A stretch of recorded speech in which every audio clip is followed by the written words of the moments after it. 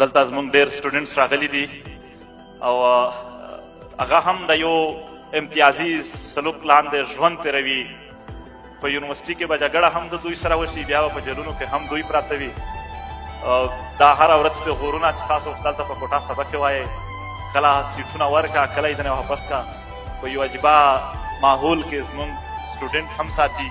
په کلي علاقې کې خلک په ټارګېټ کیلینګ او په نورو خبرو کې بوخت کړي دي او وطن لوټه شي.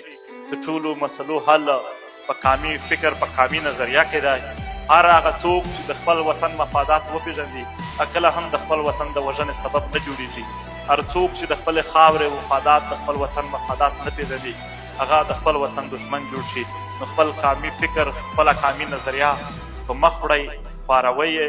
تکلیفونه ظاهره خبره ده چې موږ د یو ظالم خلاف خواري کوو، جدوجهد کوو، نو په موږ به تکلیفونه راځي. دا تکلیفونه د ذات دپاره نه دي، دا د خپل وطن او د خپلې خاورې دپاره دي.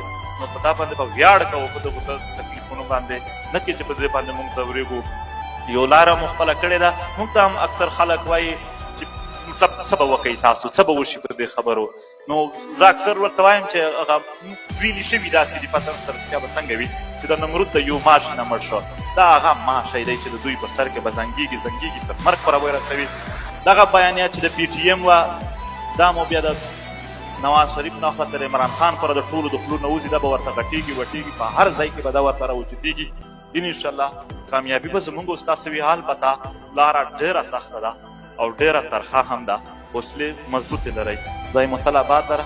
ټول کام د عثمان لاله په شمول د دغې وطن دپاره چې چا هم کار کړی دی، زه په ذات او ټول کام د ده احسانمند یو چې په موږ یې احسان دی چې زموږ دپاره دوی خپل ژوند تېر کړی دی، یو وخت یې تېر کړی دی.